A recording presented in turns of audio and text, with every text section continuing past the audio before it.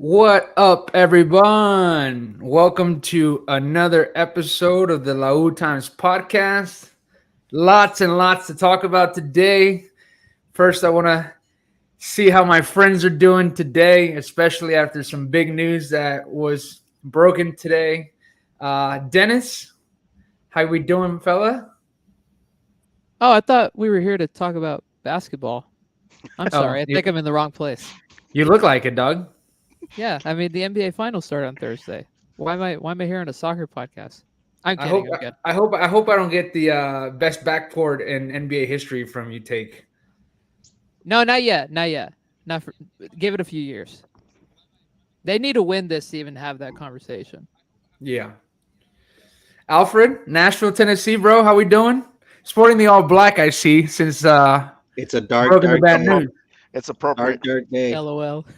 Couldn't find my black Tigres hat, so I'm wearing my black Packers hat. But it's a dark, dark day for all Tigres fans out there. We're gonna get more into it, but man, it's just sad all around. And lastly, Lou in Austin, Texas. How we doing, bro? What's up, man? It's been wild, man. Since like what 2 o'clock, it's been nonstop. Just rumors everywhere. I mean, it's crazy. We did talk about that this week was going to be a week of announcements, maybe possible updates with transfers. With all the rumors that have been circulating, we had got the kit that was possibly leaked, and we get the news that our coach is no longer going to be the coach moving forward. A coach that gave us a championship after being the third coach in a semester a year ago, after the terrible departure or great departure, as some would say, of Diego Coca, Chima Ruiz trial, where we gave him the keys to the team along with several legends of the squad or the club, and then we got Siboldi, a coach who had won the championship before and proved to be an emotional and good manager as far as like doing substitutions, pushing the team forward. The leadership was definitely shown and got a lot of us excited. Obviously, won the championship against Chivas, made it to another final against America, where we were consistent, but we fell short in winning the back-to-back. And then, coming back into the season, we had a lot of questions about the play, the decisions that he was making on the field with some of the substitutions, some of the lineup selections. And everything was looking good for renewal, right? He had the credit where, he had made some, winning the championship in back-to-back finals appearances. And so everything looked promising. He was going to get the renewal, and then news started circulating today that the renewal was definitely something that could also not happen. So, want to get your first of all first impressions of like walk me through when you were first hearing the news and your state of mind, especially coming from like a surprising element because we did not expect this. Mauricio Duener, Culebro had mentioned that he was going to be good as far as a renewal. We'll start with you, Alfred. Lead us off into the funeral of the departure of Siboldi. Well, I'll start with this. This is how impactful it is on me. I'm currently working graveyard shifts. I've been working graveyard shifts the last couple of weeks, and in a couple of hours I'll be going into work. But typically in the afternoons, I take my naps. I have not slept today since this news popped off. I've not been able to get my eyes off of Twitter. Um, just refreshing, trying to find out who's got the right info because a whole bunch of things started popping out everywhere. Some very blasphemous and some very ridiculous, and others that seem to have some type of truth in them. So just as far as an impact, I'm sure it's not just myself, but as a Tigres fan, news like this is not something that we take lightly. Obviously, we expect the best of our team, and we expect, we have high expectations for not just the preseason, but the upcoming season and the upcoming tournaments that we have. And I think a lot of those expectations or a lot of those hopes that we had have been crushed by some of the earlier news that we had over the weekend with some of the signings that just haven't happened, and then some of the players that seem to be sticking around despite all the bad performances and everything that's gone bad their way. And then this gets dropped in our laps today. Man, I cannot be any more affected by this news. Lots of man, like the main thing that sticks out to me is that you mentioned the departures of some possible players, and that sort of like gave you like an indication that things were not going well. And his departure today, it just basically blew everything out of the water, because now we know that there's definitely some things going on behind the scenes, which we thought that things were going to be moving forward. That when personally, I thought we needed the shakeup as far as the elimination that we had against Rayados. Obviously, refresh the squad. Get the rest that we haven't had in a while from all the games that we played over the last couple of years with all the finals appearances, the extra games, the leagues cups, and now there's just this sort of sense that there's definitely things going wrong at our club. Lou, what are your thoughts on the news breaking out today? Well, I'm just as shocked as everybody else. I did not see it coming at all. Um, what was it, like 2 weeks ago? We met and we talked about how he had gotten renewed, and that was the word around town that he was getting renewed, that everything was good on that end. And like Alfred said, we were waiting for reinforcements. That's all we were waiting for, really, just more players to come in, reinforce the back line, help us out. We were not expecting a coaching change, and this is really puts a wrench in things. The timing is bad. Um, the timing is really bad, because I don't know of too many high level coaches that really want to take on this job right now. You got a front office that hasn't put together a solid team yet. Um, we haven't been able to offload the players that we need to offload. Samir needed to go, Luis Quinones needed to go, and a few others. And I don't know if we're going to get rid of them. And so at this point, who's going to take the job? And sadly, the people that will take the job are probably not best for the club long term, if you think about it. We're going to get somebody that's going to come in and do some patchwork, some willing to take the team as is. Really, you're if you take the job, you're taking the job in an as is kind of manner, right? The current roster is what you get, and that's what you're going to have to work with. Because at this point, I don't know if the front office is going to get it done with any new signings and being able to offload players. So I mean, there's just a lot to process. Um, a lot of the rumors are crazy. Obviously, I don't want to get into it too much, because some of it, is serious allegations, and so this just, to me, it was shocking. And I think this is something I'll be thinking about, at least for the next couple of weeks, I'm sure.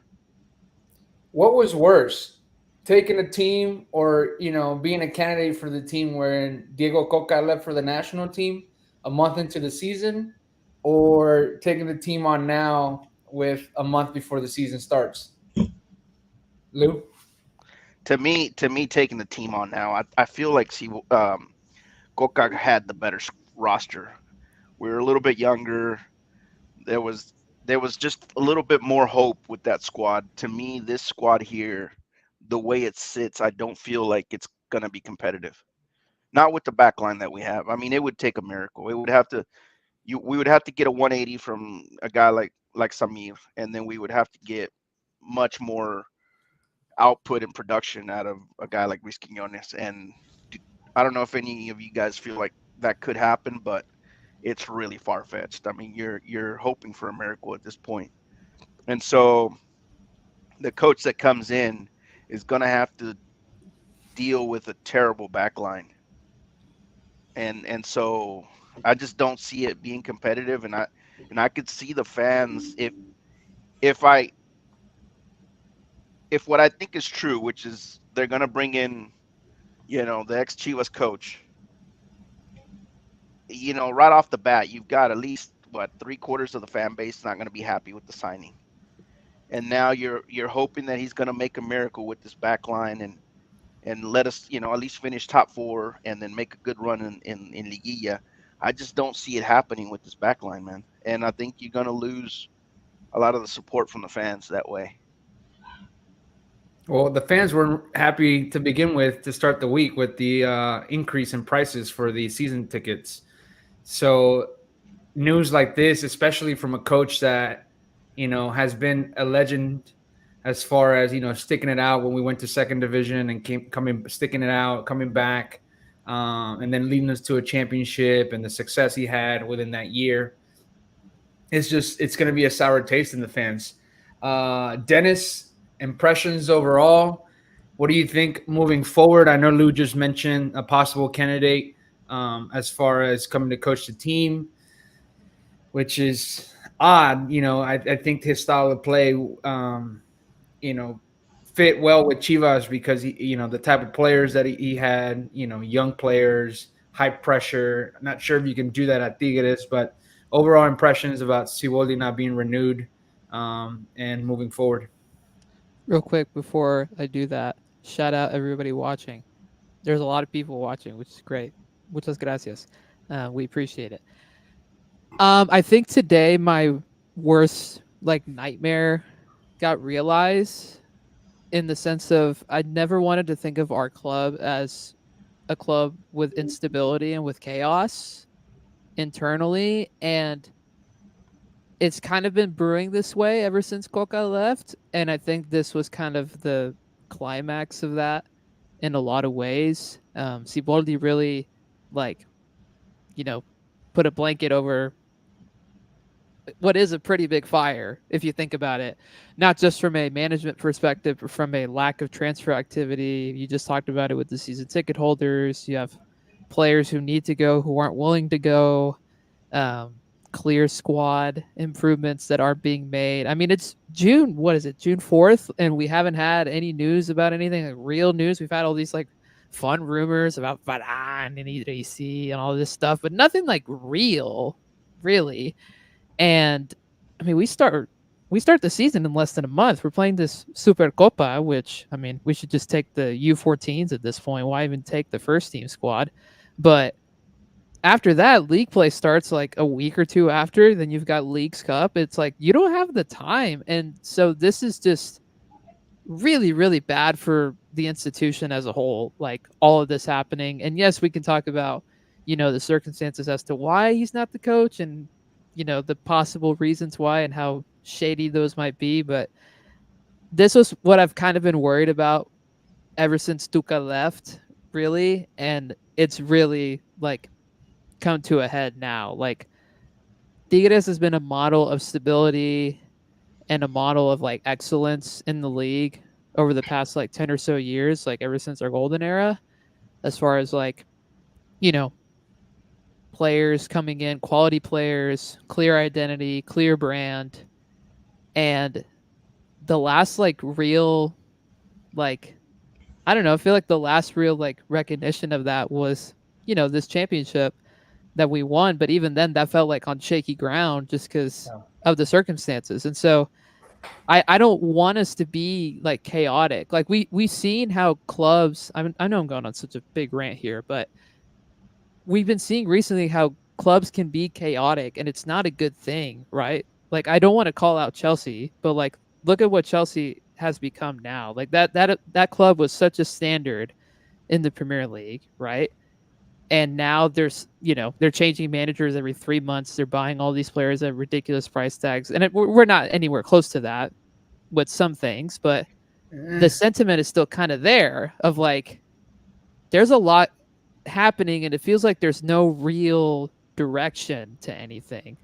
And so where is that coming from and what is being done to establish anything concrete? Because it feels like nobody really knows. I don't want to say that nobody knows what they're doing because I have faith and trust that our front office knows what they're doing, but I'm losing less and less confidence in that now. So I don't know. Again, this is just my worst fears just being realized, and I don't want us to be a chaotic club. I want us to continue our standard of being stable and all that. And this is not the best representation of that at all. The Especially front when we've office been has lost some credibility though, Dennis. I Oh, gotta for say, sure. Yeah, yeah, um, absolutely. at some point, yeah, you can blame the circumstances. Like for example, you know, Coca leaving, but there's been mistakes along the way made by Culebro and Sancho Yeah, that absolutely. really have caused this turmoil that you mentioned, right? This lack of stability that we had. Um, I felt like moving away from Tuca was the right thing at the time, right? But it needed to have been planned better. And to me, going to Piojo right after Tuca was not the right move. So right there, right off the bat, I think they made a mistake, right? And then they had to backtrack a few seasons later because they made a mistake. They brought in Coca. They didn't really do their homework there either, if you think about it, because Coca is a guy that jumps around a ton. And when he got signed, I said it on the pod. I said, "Look, how long is this guy gonna last? Because he's been at like 12 clubs in 7 years. This guy jumps around like crazy." And if I notice that, somebody in the front office needs to look at that sort of thing, right? So then Coca just bailed out on us, which wasn't really that surprising. We did some patchwork with Chima. That didn't work out, unfortunately. And then, yeah, the move to Siboldi was good, but if you think about it, Siboldi is a tough guy. He's a tough customer. He doesn't put up with a lot of crap. So everywhere he's left, he's kind of left in bad terms. So you got to kind of take that into account as well when you do your And it's signings. only been for a year or two. And so there you go. Guy that doesn't stay long, and then when he leaves with fireworks. So ultimately, what could we expect from this whole thing? Right? So yeah, you can blame the coaches, but at some point our front office continues to not do their homework, and it's just causing more turmoil at the club. And so I think, to me, they're kind of losing that credibility that they had, and at some point I think we need to start pointing the finger at the front office and saying, "Hey, look, you're at fault as well for everything going on." There needs to You be can, accountability. yeah, say that on the women's side too. I mean, we've been talking about it the last couple of weeks. Like, it's very clear and obvious that Mila really should not be around anymore, and they're like, "Nah, it's fine." Why? Like, why do we think that And was a good not to idea? mention a lot of the signings that they've made that later on they get caught in these situations where they don't have any bargaining power, right? Like look at Samir. We Luis went out and paid a Quiñones, ton. Luis Quinones. Igor. You can't offload these guys because we're desperate, and clubs know we're desperate. So now, they're gonna go into the 75% off bin. And so a lot of that is on the front office not doing their homework. A lot of that is on Sancho. Our scouting needs to improve. There's so many things where I think the fans as a whole are starting to lose trust in these guys. And that was going to be my question. Like you guys both mentioned, and we've all mentioned in the past just now, front office, like hold our front office accountable. Who is our front office? Like our sporting director, or the guy that should be making these decisions as far as coaching, player personnel, this leader, off the field leader is, obviously Culebro, who's in the media a lot, representing our club. But what is Sancho's role with this squad? He's been in this role now for a long time, and we don't know enough about what he actually does for this club. I mean, based on personality, you would think that he's just a guy that does the small work, does the paperwork, maybe does the shaking hands, but he's not the decision maker. And at a club where you've grown so much over the last year, or I'm sorry, over the last 10 years as a brand, you need someone who has a bigger presence, more of a leadership with just his presence walking around and meeting with other clubs and negotiating. And I know that Culebro fits that role. And before Miguel Angel Garza in his vice president role, it just seems that the front office, we have that uncertainty of who actually makes those decisions. Is Sancho just a guy just there looking pretty, just because he has a good relationship with the club over a long period of time, from the time when he was a player to now when he was with Tuca, being somebody in the front office? what's his role, and what is Culebro's role going to be in all of this? Because we hear so many rumors that from credible sources, non-credible sources, naming candidates. Some people are even saying that Siboldi was not going to stay from like a few weeks ago, and they're now just like putting this bad, word out there that he did something for the Rayados game, which it's very hard for me to believe that a player that played at the club that went down to second division, came back as a player, and then coaches to a championship and just said the right words for the most of his tenure at the club, that he sold us out like that to our rival, to just selling the strategy of how he was going to approach his game. But it's a lot of like weird like vibes from like the front office to the coaching. So what direction does the club need to take moving forward, and what are the first steps that we need to take moving forward to fix all this mess? Because you talked about it, Dennis. Like, you didn't want to see this team in a chaotic situation, but here we are. It's been masked, for a while now, right? Through the championship and just the getting behind that leader that who Siboldi is and what he represented to the club. Now it's like, okay, what does the club need to do to continue to grow as a brand and as an institution with the high caliber players that we have in the squad? So, Alfred, what do you think is how do we assess this situation, or how does the front office assess the situation, and who do you think we can bring in to fix this short term? Or do we go for the long term plan now? Do we even have enough time for the long term plan? Thoughts on that? And it's just so many things to ponder and evaluate. It's just the whole thing is weird. Um, the fact that a few weeks ago, like you mentioned, we were considering Siboldi renewed, and everybody was coming out saying it. Culebro was saying it. Siboldi was saying it. Um, Everybody in the news pretty much confirmed it. Uh, why is it that today, a day after players have come back to preseason, all of a sudden he gets fired this way?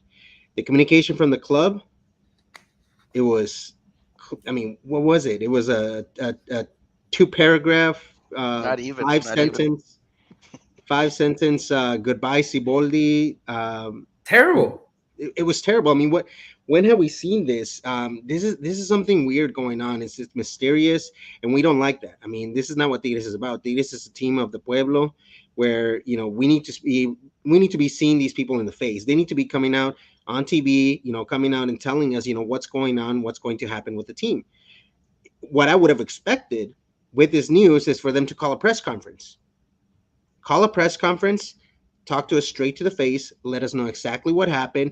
If the negotiations didn't work, if at some moment they came to a disagreement because of the structure of the team, or the players staying on the team, or whatever, any reason, but you need to talk to us.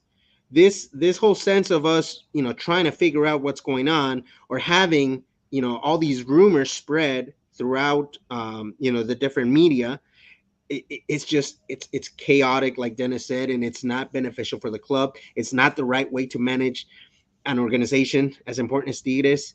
I think in the past, we didn't have this when we had Miguel Angel Rodriguez, when we had I'm sorry, Miguel Angel Garza, and we had Ingeniero Rodriguez.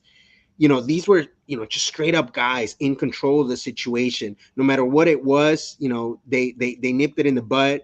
If there was some type of anything coming out about players like like the Danilino case, or things like that, they would come out and face the music, and I think they would make decisions because they were in charge.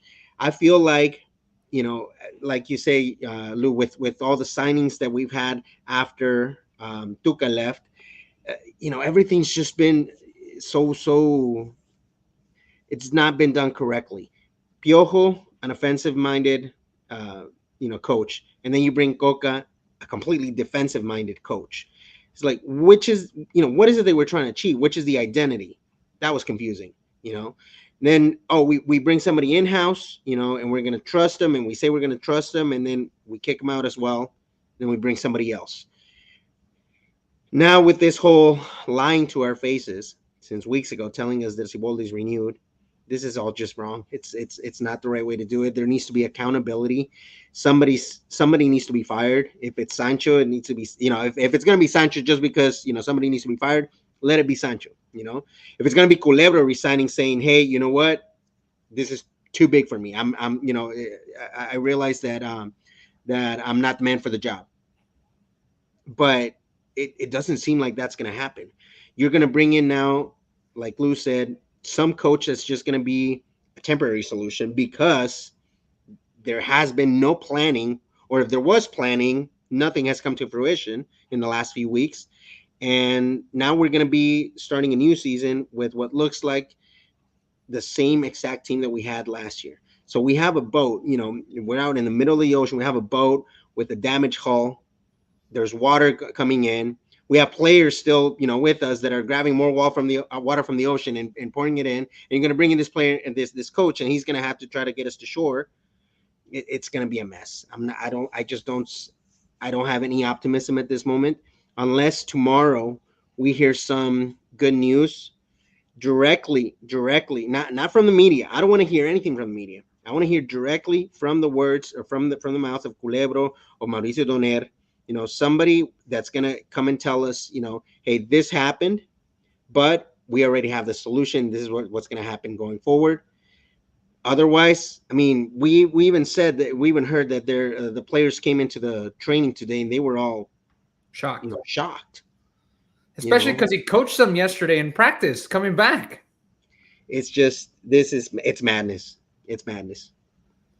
Lou, talk about that player perspective, right? And something that Alfred mentions in his arguments is that why is it such a mystery in Mexico when either a coach gets fired, something happens with the club, and then in Europe, it's like the team comes out to speak about what's going on with the club. Why is it, here specifically in this situation with Tigres, but overall in Mexico, if something goes down, like nobody faces the music, they hide away from it, they let the press do everything and, just let it go and let it burn. And then also how it affects the players, like he talked about practice, found out our practice today, and he coached him yesterday in practice. Miguel Angel, was it Fuentes? I can't think of his name right now. Assistant probably led practice today just because he's under contract. He didn't. He did not. There was some other physical, I guess, coach that was running the bro. spot. How does a 38-year-old legend? Yeah, how does he feel in that situation? Oscar Tojo was the one that led practice today. And that's the Portuguese guy, right? That he does a lot of like the drills, a lot of the physical work. Physical work. How does a 30-year-old legend, a 37-year-old legend, a 35-year-old legend who have given you so much for the club, and the rest of the guys there that have been around for a while, how do you think they feel when their coach, the guy they then been behind and has led them to a championship, when everything had a lot of turmoil? It's just bad, man. It's a bad look on the club. Well, I mean, a lot of times we expect our club to be above reproach and we expect our club to be perfect, but really it's just a reflection of what goes on in Mexico, right? There's a lot of corruption, a lot of stuff gets swept under the rug. I mean, they have an expression in Mexico called por debajo del agua, right? Just doing things under the table, hiding things. I mean, it's just it bleeds. What happens in society in general bleeds into our club, bleeds into our federation, unfortunately. One thing you had under Alejandro Rodriguez and Miguel Angel Garza, it was this, I'm not saying they were perfect, but you had this illusion that everything was flowing naturally and everything was flowing smoothly, which you haven't had with this new. Or at least that they were in control and things went their way. Yeah, and that's the word I was looking for, control. They were controlling everything behind the scenes and everything was just flowing as they wished. Which is not happening with Culebro and Sancho, unfortunately. And to be honest with you, I don't trust this directiva, man. I mean, they try to come off as a directiva that's trying to do everything ethically and everything correctly, but in my opinion, they have not been trustworthy. They have not been transparent. with a lot of the stuff they're doing. So to me, yeah, there's a lot of stuff floating around about what Siboldi might have done or allegedly did, but to me, he's innocent until proven guilty. Right? I'm not gonna go out and say, yeah, he did all those things and sold out our club or whatever. To me, both sides here are at fault. I think both sides probably could have done things better. And the only way you fix this is to have a good 5 year plan ahead of you, right? Sit down and talk about a system of play, in Spanish, modelo de juego, right? How do you want this club to look? How do you want them to play, right? Establish how you want to play because Alfred said we've gone from a defensive minded coach to an offensive minded coach, back to a defensive minded coach, to a more kind of like even coach, right? And so, how do we want the squad to look? How do we want the squad to play? And let's plan accordingly, right? The next 5 years, let's get a coach that can give us that. Let's get the personnel that's going to get us there, right?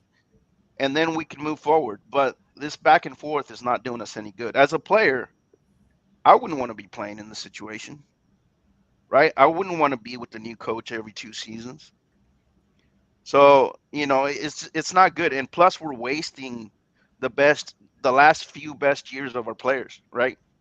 Guys like Carioca, guys like Gignac, Pizarro, we're wasting away their careers. Honestly, you can say that after Tuca, we just completely wasted their time. And so, unless Culebro puts together a good plan and we get a good sporting director that can figure this out, because that all falls, scouting, all of that stuff, it falls under Sancho. And has it been great? No, it's been terrible. So I think a lot of work needs to, and a lot of the pressure from the fan base needs to go towards the front office on this stuff.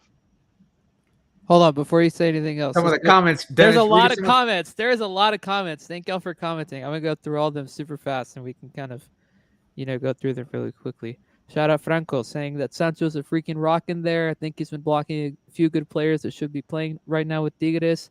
If it's not convenient for him, then it's not good to play with the team. Never happening. That is never happening, man. This is not MLS. Our boy Edgar saying bring back Chima, which we kind of joked about that earlier.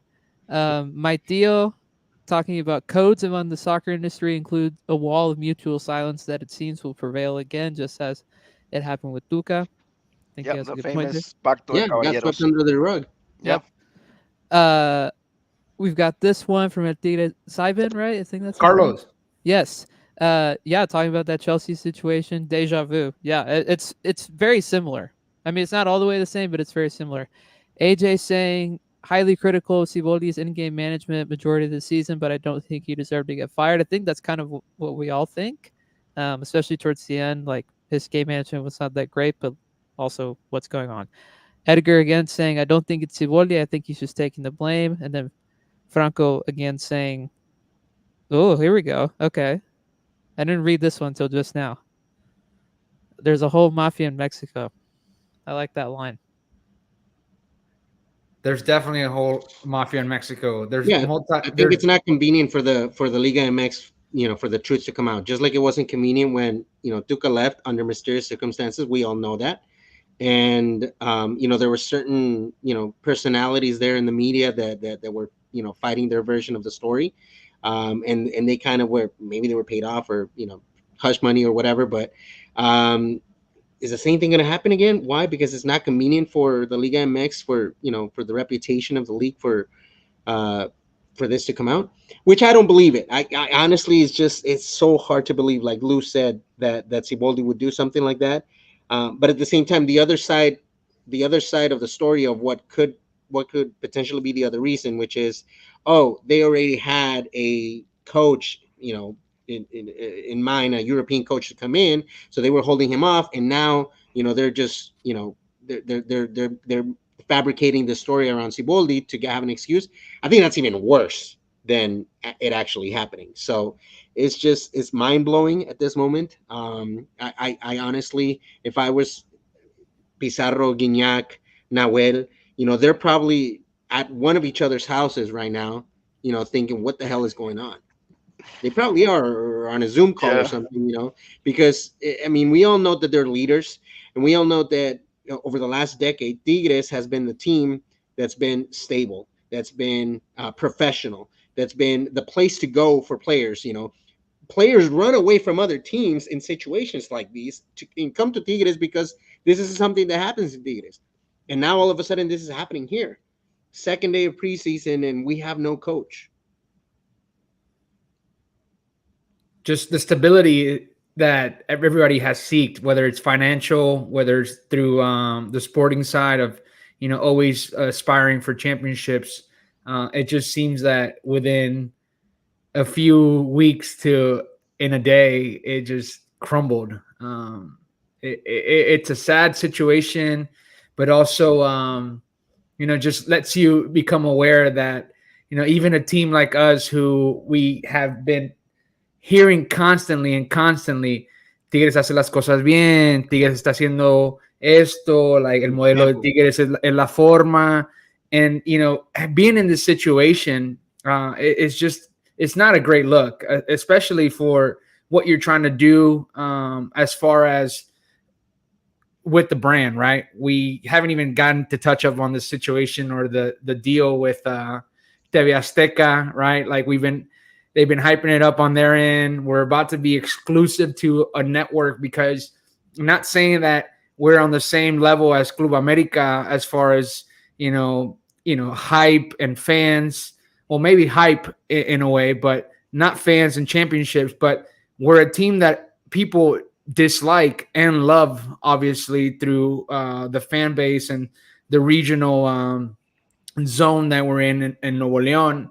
And now you have this network who is willing to invest in you, obviously for their own benefits as well. But a club like Tigres is going to be hated. So people are going to tune in. We talked about, when I traveled to the Leagues Cup, how many people just went to talk shit to Diego Lainez for, coming back to Tigres, to go, let Diego Reyes hear it for coming back to Tigres, and all the other players that have come and gone that have history with other clubs. So it seems unfortunate, not the best timing, obviously, before the season. So let's talk a little bit about the candidates. We've heard 3 candidates through the media today. Vladimir, who is at TUDN, which was the former TV network that had all the rights to Tigres games, was probably the first one to know about the situation and bold enough to tweet about it in his own way, because we know Vladimir Garcia is a professional in how he handles his reporting and his coverage of Tigres, and he's become a presence in Nuevo León as far as el fútbol regiomontano. But he sort of leaked it, saying that he hadn't renewed as of June 4th, and then everything started happening after that. And he was the first one to say that, I can't even say his first name, but Paunovic from Chivas is the candidate.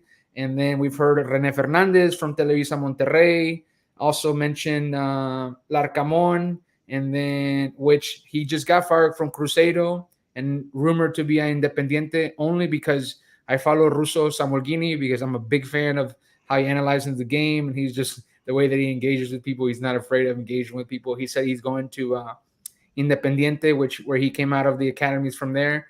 And then the third one I heard, which was bizarre, and like I just even like thinking about the fact that this guy could be our coach just blows my mind.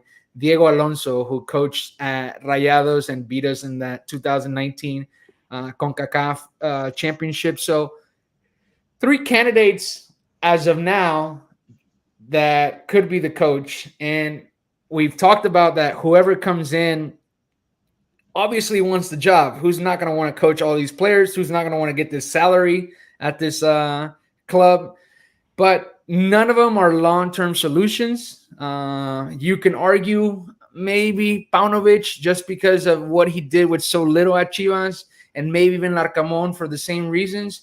But I feel like we, as a club and the success we've had, we deserve a ton better. So Lou, walk me through these candidates, thoughts about these possible scenarios. Well, to me, they're all a downgrade. I mean, you go from Siboldi to any of those guys, they're all downgrades. Larcamon, as much as he got hyped, I don't believe fits our squad. His style doesn't fit our squad right now. So once again, we go back to the issue we had with Piojo Herrera. Is his style gonna fit our current roster? And I don't think that's the case.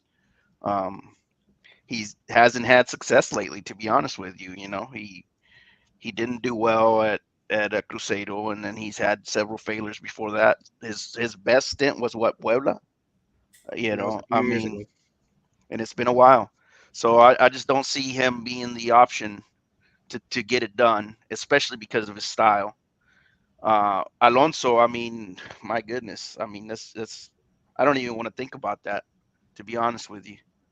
And so then the next guy to me would be out of those three, you got to go with Paunovic, but at the same time, I just don't see him being the correct fit, and it's also a downgrade. So we've always talked about if we were going to move away from Siboldi, we needed to do a step up, and here we are doing a step down to what potentially doing a step up later down the road. So I mean, it's just once again it goes back to our front office not having their ducks in a row, right? I mean, if you truly had your stuff all together, you would have had all this figured out, you know. So now what you're firing, you're not renewing a contract from a coach that had been relatively stable at the club, right? Had moderate success, and now you're just gonna roll the dice with an unknown coach. And like I said, I mean, it's gonna be Paunovic. I mean, to be honest with you, I think it's gonna be him. I mean, I don't see any high profile coaches taking this job. And so now we're once again gonna lose a couple of seasons by the time we get the right coach, because that December window to get a coach is not a good window to do it. So now we're waiting until next summer to try to find the correct coach for the squad. To me, it's just you know, these whole allegations against Siwoldi better be true, because if you were trying to move away from Siwoldi to try to go find another coach, you just shot yourself in the foot as a front, as if you're Culebro and you're Sancho, you shot yourself in the foot.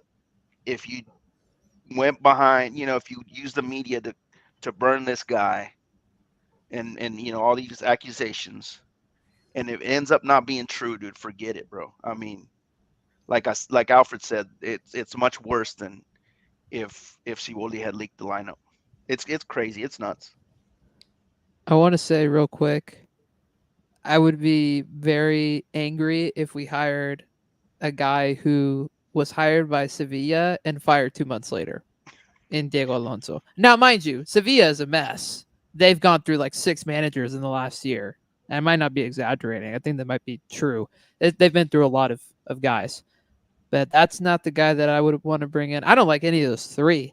Um, I was going to jokingly say earlier, well, we might as well have Pizarro be player coach at this point. Do they even fit the style with the player personnel that No, we have? no, none of those three do. Well, I mean, Paunovic think is about Larcamon, dude. Larcamon is a kid, bro. It's a kid coaching a bunch of grown dudes. Yeah, I that would mean, never work. I Would mean, never work. Larcamon, his personality is probably smaller than Pizarro's and Gignac's. You know, you got three beasts in the locker room, bro. You got Gignac, Nahuel, and Pizarro, and Carioca. you bring in a kid to coach them. I mean, it's tough, bro. I mean, I just yeah. And here's where my concern is with this list. Goes back to what we said. Where is the identity? What is the plan? Um, Paunovic, he's a counterattacker. That's his style of play at Chivas. They're solid defensively and counterattacking with speed. Larcamon, offensive player. You know, possession, offensive player, just high pressure. Attacking with as many players as possible. And then Diego Alonso, I mean, I don't know, throw the That bus in must be a at the joke, back. bro. He didn't know, we didn't know what he was doing. At least from the stints that I saw him. So what is the identity? How come our list has three different style of coaching?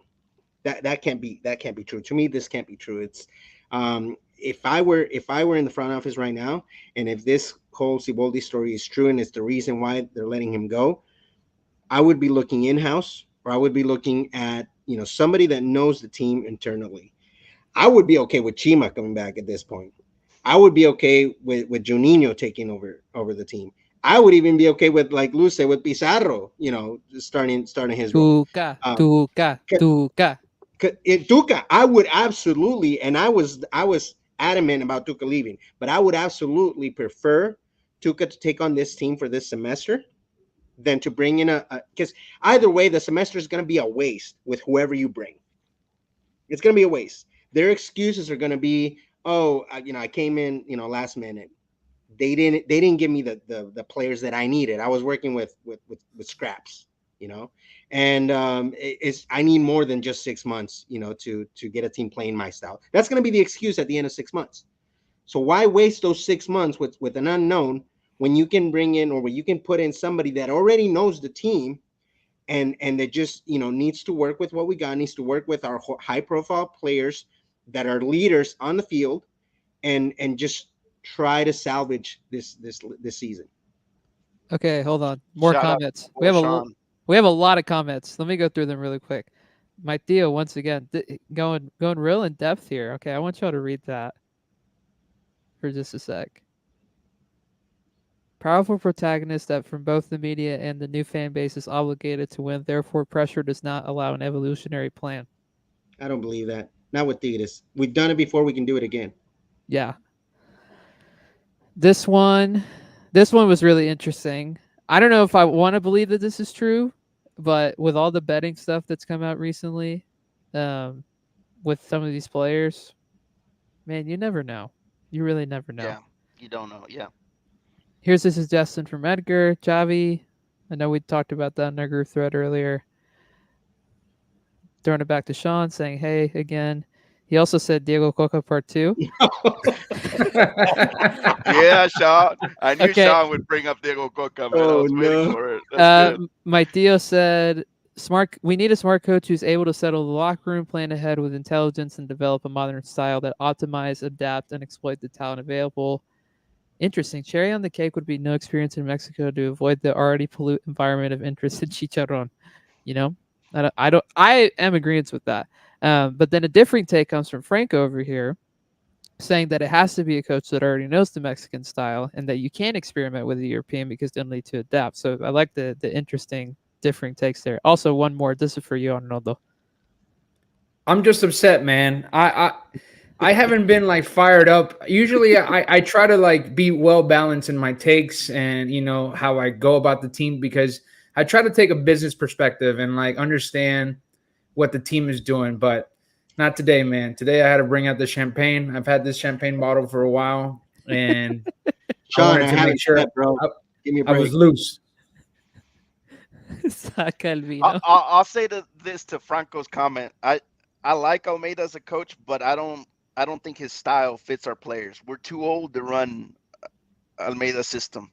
So Yeah, I agree. that's what I was going back to with Larcamon too. Like, we've reached a certain age that I don't think we would be able to do it. I like that. I like that comment right there. Read that one. Yep. That's what I'm saying. I would prefer that. El Tigre Civil says, I don't think a season with Tuca would be a waste. The core of this team was made on Tuca ball. So, but not going to happen. Lying. He's not lying, but it's not going to happen. That bridge with Culebro got burned, unfortunately. Tough. Yeah. But honestly, so what's the closest thing to Tuca would be the right one, man. What would be the closest thing to Tuca? I've always said it, man. This team is Nacho perfect Ambriz. for Nacho Ambriz, man. It's perfect for Nacho Ambriz. But get a good balance. Yeah. What are you talking about? It's Mourinho, the special one. Ooh, Mourinho, the special.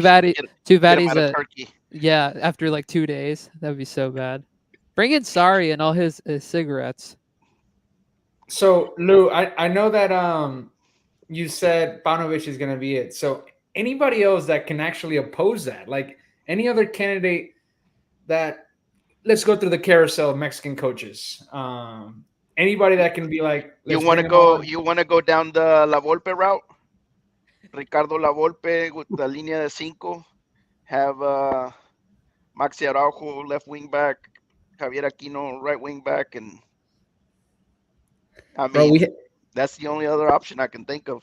El Profe Cruz, bring him back from retirement. El Puro Empatito, 0-0 games.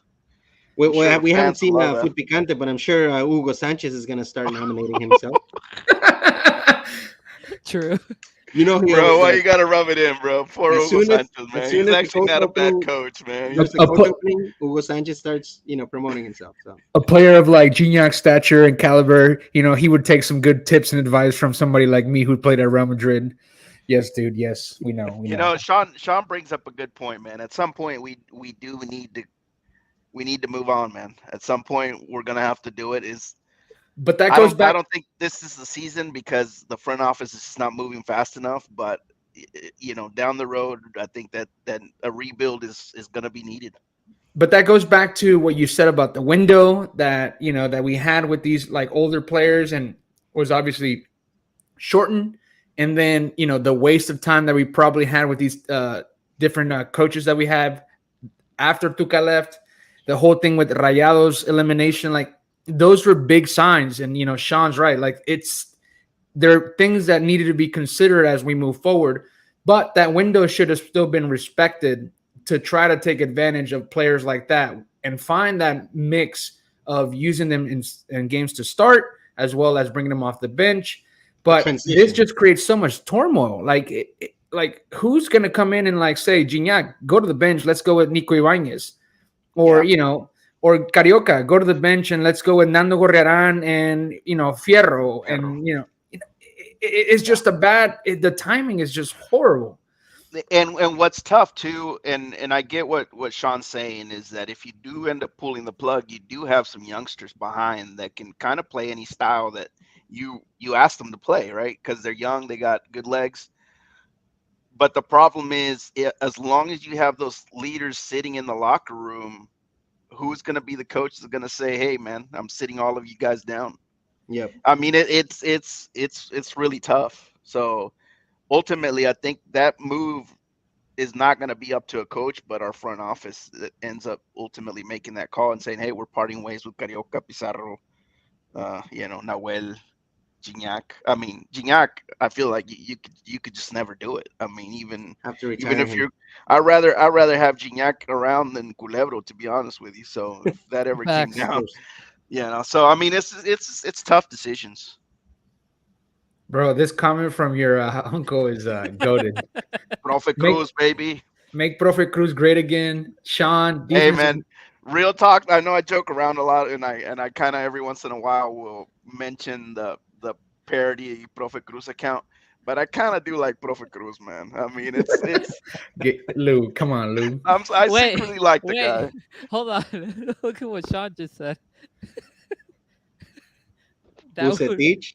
that would Bucetich, be man, go back to 1996. that'd be so bad. Man, Okay, here's a Bucetich. question. This is a really interesting question. I hadn't thought of this. Read that. Do y'all think the office doesn't want to spend too much money on the signings because they are trying to get that new stadium? If so, I prefer renovated Volcan. No, I don't think it's related. The the the new stadium is gonna have to be sponsored, right? We're gonna have to get sponsors for it. Somebody's gonna have to flip the sign the check on that one. It's not gonna be on us.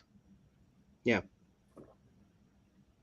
Estadio, I don't know, Estadio Soriana or something. Stay, They don't have the money, bro.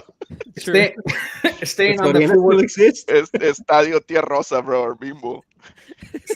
staying on the football picante topic. Bring the chilies, bro. Bring Oh my Chelis. Oh god. my goodness. Oh gosh, guys. Oh man. Yeah, this is like I said. I mean, it's just it all goes back to the root of the problem, which is, there is no defined plan going forward. Yep.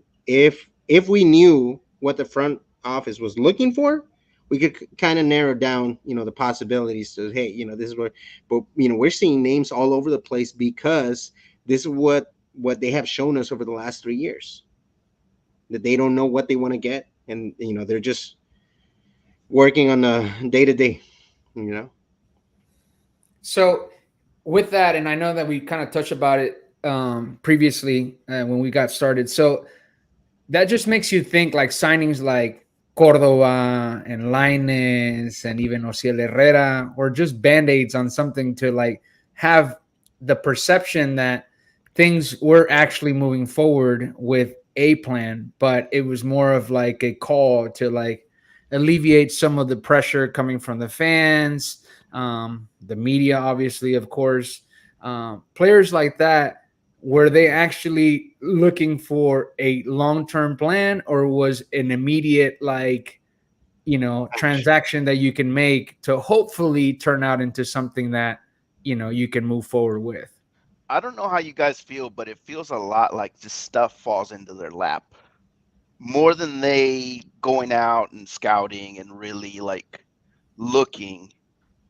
The circumstances allow for certain things to happen and they just kind of snatch it. They're very pragmatic in that sense. They're like, so and so, oh, he's available, let's just grab him. There's Yep. not a whole lot of forethought and ahead of, planning ahead, any of that stuff. It just feels like circumstances have kind of made it so that we've acquired these guys. At least that's the way I feel. Besides the youngsters that I just mentioned, Fernando Gorrerán, Nico Bruneta. Ibáñez, y Bruneta. Bruneta, Why did we bring in Bruneta when we were marveled at Cordova? And all of us were in agreement a year ago that Cordova, was our guy in that position. And all of a sudden we brought in Bruneta. yeah. Sort of like where Lou's alluding And to. and once again, it's just lazy scouting, right? They go Mhm. with the players that are hot in that season without really thinking about if they truly fit. You know, And that's what, like, if Siboldi would have stayed, a signing like Idrisi would have been a signing like even Diosa, which I think is an excellent player. I think that's somebody that we really need to get.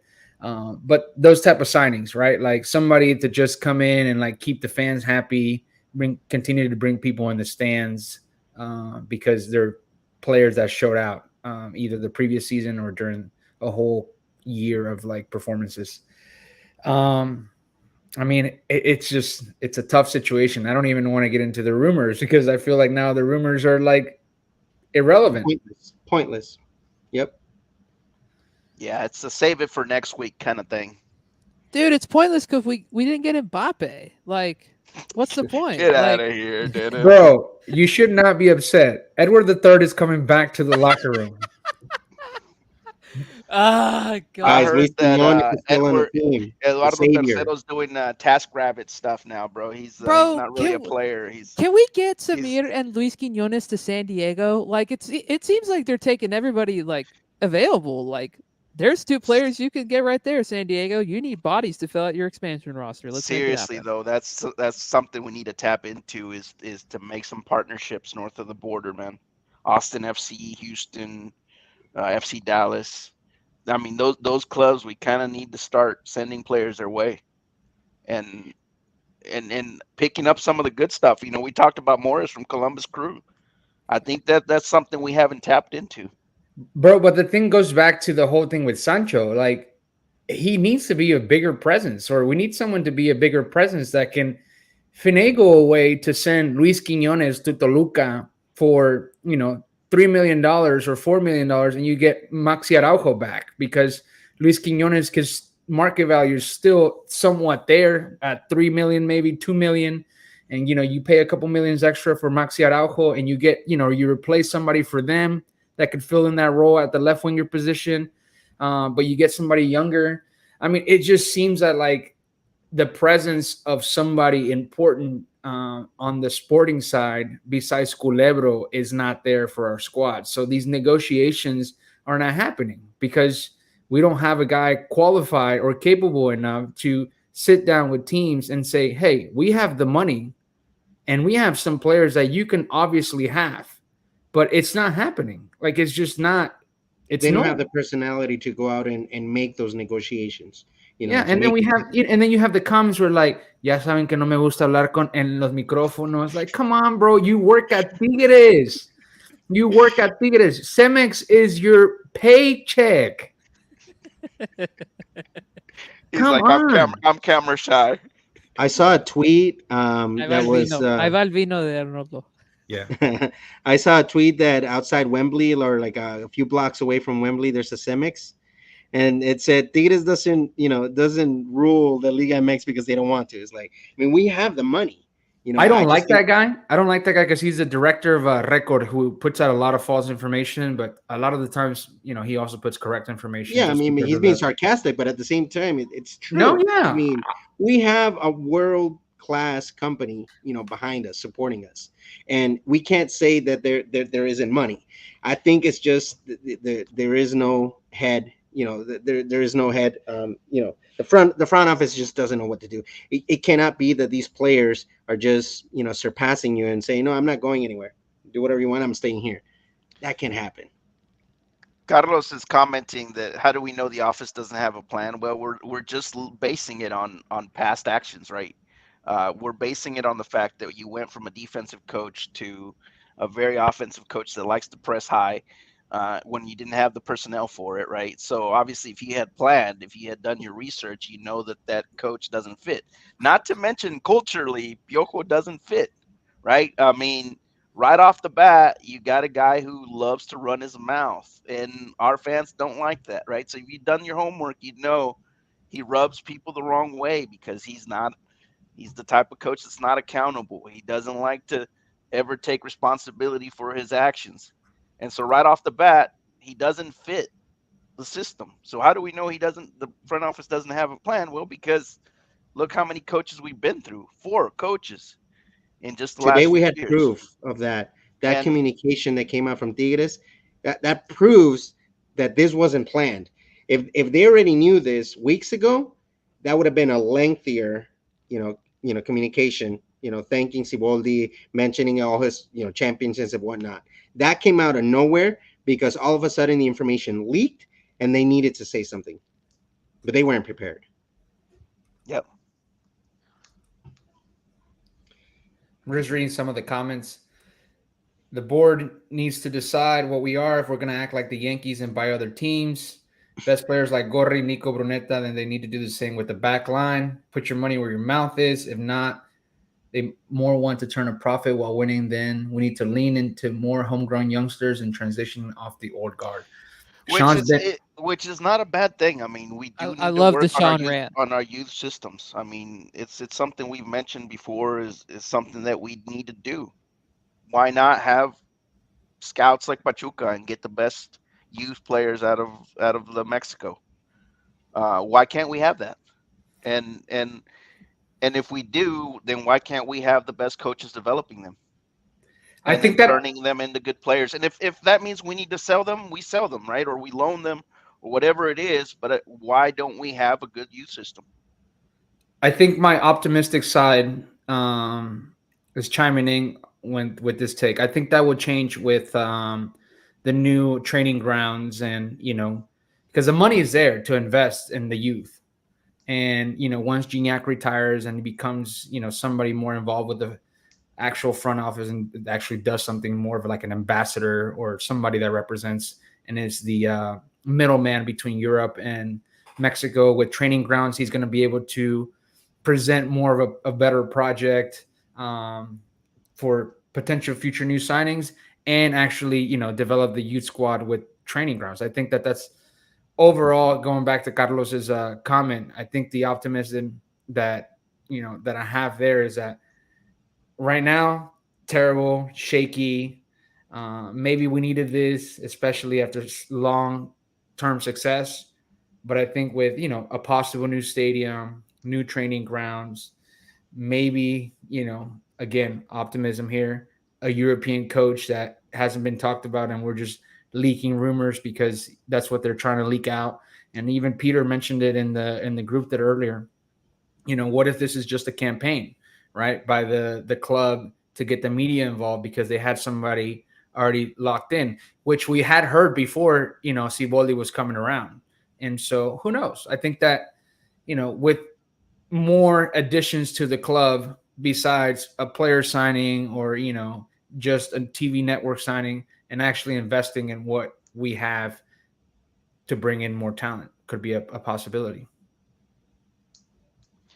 we need to also work on just cleaning up our act and our image. Like I think even if we're not 100% there, we need to at least project stability, and I think that's important. I mean, Right. if we're going to be a top level organization, we need to at least act like we know or pretend to act to know what we're doing here. For sure. Well, I think the last comment by Carlos: Why stop at the best youth in Mexico? Go to South America and Europe to get some youngsters. Look at Madrid with Vini and Endrick Yep. recently. Yep. Yep. Fellas, any last comments before we head out from this long hour rant that we had with Siboldi being fired slash not renewed? Hold on, another comment. The Monterrey way of running a business frequently involves sudden changes.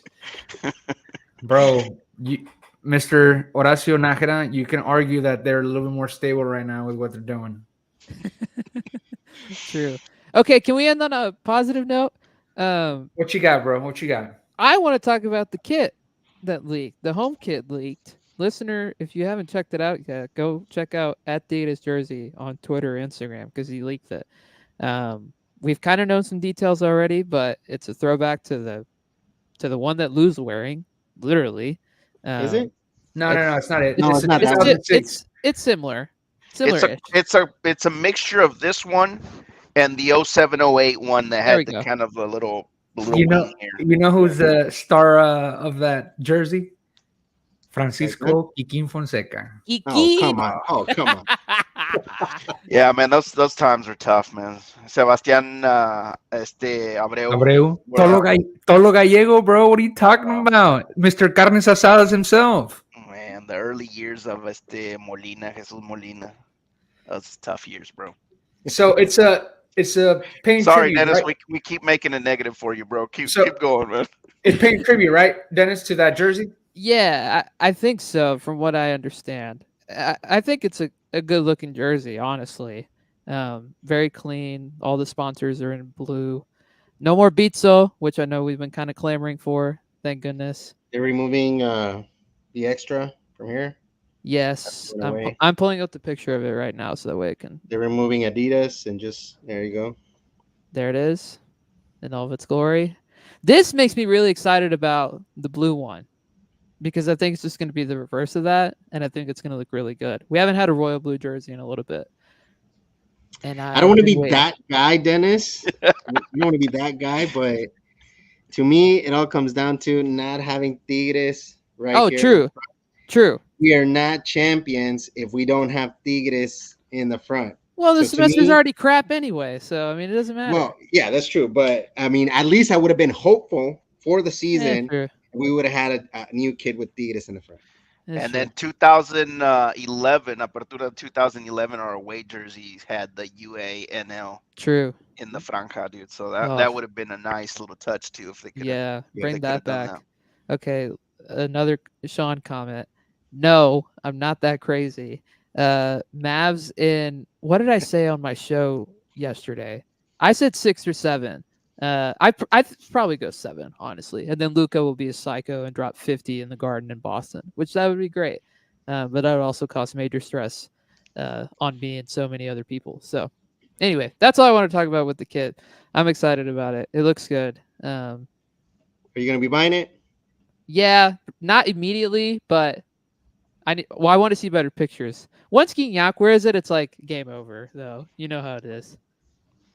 Everything that's going on today and everything that's going on in this past couple of weeks, all the negativity, man, it sucks for the team because they just came out with the news of the renovation of the season passes, which everybody's upset that they increased prices.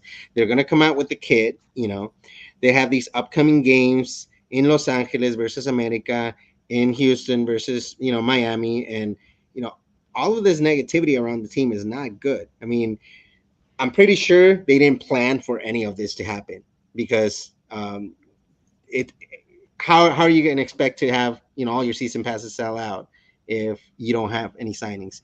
How are you going to expect people to want to buy the jersey if you just fired your coach and you don't know what the hell's going on? How do you expect people to come watch your team in Los Angeles, in Houston, if we don't even know who's going to be playing. Like it's crazy. The last I thing I'll will say say though about this no, go ahead, is go that ahead. the last time we had this much turmoil, we did lift the eighth cup. So True. hopefully this suffering leads to some sort of redemption at the end of A the silver season. lining. There we go. Sure, exactly. And the last thing I'll say about the whole Siboldi bit is that it is sad just because like you think about what he did in 13 months, 3 trophies. I know 2 of those are not really that prestigious, but they're still trophies, man. Like you win a league, you win Campeón de Campeones, and you win Campeones Cup. That's more than a lot of managers could do in a year, and I don't think we should finish this without mentioning that he brought us success and he's going to be, recognized as one of the more successful coaches of our history, albeit it And was a for 12-month forever. tenure. So, um, I mean, you think about the league title, like I don't think we win that without his, game planning, especially in that second leg, to be able to come back from 2-0 down and to all the changes that he made tactically and subs wise that Just allowed us last to week get to we where were we seeing do. a whole bunch of the flashbacks on Twitter videos and Yeah, everything, and exactly. it's one of the most memorable victories. So Yeah, yeah, exactly. That's a good way to end it. Where does he fall in the rankings of coaches at Tigres? And what are your words to Siboldi for the last year that he had at Tigres? He's definitely what, third? yeah, Gotta put him at third, right? Tuca, El Tanque, Milok, and then him. yes, Okay. So top 3 coach of all time for a club. That's pretty good And resume. then, obviously Batoclet, honorable mention for the Aztecaso on the men's side, and Always. then what he did on the women's side obviously was Right. Yeah. amazing. Yeah. I yeah. mean, I'm glad that he brought us success in such little time and that, we were able to feel on top of the world again. I mean, obviously, I guess the one thing I wish we still had gotten throughout his tenure was Conca because we had 2 really solid chances at it. But other than that, he didn't really go wrong until the very end. I mean, you got to another league final, and if it wasn't for corruption, then you probably win a bicampeonato. So I agree. Yeah, I choose not to believe anything of what's come out unless they come out with proof. If they end up sweeping it all under the rug, it'll always be a mystery. And while that stands as just a mystery, I will just thank him for the last year. this That's what guy, the Agreed. jersey looks like. I told you, kicking vibes. Gikin versus Chicago Fire and Interliga. And what was that? Panaman, Le Panama, that player Blas that Perez, bro. Oh, Blas The lead. Perez, So man. Oh, FC Dallas legend Blas Perez. oh man, he came to our squad and just turned into the biggest scrub ever, bro. El ratón. man. Guille Oh, Marino man. wore that one too. That's tough. Yep. That's the tribute that we're getting with the jersey. So That's the from the vault moment for So I today. guess it seems fitting all the turmoil that we're seeing because it's gonna fit with the kit. absolutely. I guess so. Golly. What a show. What a way to break obviously all the news that happened today and in the recent days. Yeah. Shout out everybody who watched. Yes, Joined us thank you today. very Oh my much. gosh, that's a lot of people. Yeah, we broke a record on the Laud Times podcast today. 345 people watching the show tonight. Thank you guys. Obviously, so much happened today. A lot of unexpected news, but here we are. Facing the music, like Alfred said. Very fitting. He's in Nashville, Tennessee, with that comment. But Dudunts. siempre la U, right? We're here for it. No matter who Go comes Beavs. in, we're always have a chance. You can't count us out. The individuality is still there with the talent that we have. We need to fix the back line for sure, but you can't fix a back line when you didn't really know you were going to sign a coach to be renewed for a longer term contract. So we'll see what happens. We'll see how Culebro steps up. We know Sancho's not going to, but we'll see if Culebro does step up and brings in some signings, brings in a good coach to maintain the ship afloat and just continue that small window, because that window is dwindling with our older players. We saw Nahuel coming back with the new look, bald. Only now 6 games that he's gonna miss, but en las malas y en las buenas, como dice Tigres y bien, siempre Tigres. Yep. Bald Nahuel is going to lead us to the League's Cup title this year. Calling it right now. Coaches come, coaches go, players come and go, but the fans Tigres stay remain. always with the team. Yes, sir. La U. Fellas, great time tonight. Thank you for your time, for coming on and having fun with this episode. Thank you for putting up with me and my champagne bottle tonight, because I was not feeling recording tonight with what happened today. So thank Enjoy you. finishing it. Oh, yeah. This episode is unofficially sponsored by, oh my gosh, can I turn the bottle right? Man, you 1877 should have mineral brought water. some Topo Chico, We bro, bet- to make it authentic, man. Bro, Dennis, I don't have any. 'Cause my Dennis, we mom better drank get the paid last for one. that, Dennis. We better get paid for that, Dennis. We better get paid for that, Dennis. Otherwise, bring the Topo Chico next time. HEB, where you at? Send us a HEB check. There you sells go. Topo Chico. HEB, What holler the at hell? us. Yeah, Next- holler at us. Next episode, we're going to have From the Vault, presented by HEV 1877 Agua Mineral. Bro, I make up my sponsors, bro. I've sponsored Borden and ice cream, stay Bluebell ice cream, bro. Let's make it up as we go. Oh, man. Well, like I said, thanks everybody for tuning in. We'll see you guys next time. Be on the lookout for the episode to go live on audio on Spotify and Apple tomorrow. And hopefully we hear your feedback if you didn't get a chance to tune in tonight through the audio version of the podcast. Let us know your thoughts about the Siboldi departure, any feedback about tonight's episode and moving forward. Any suggestions are always welcome. So, fellas, thank you once again, and we'll catch you next time. Mavs care. in 6. Mavs in 6.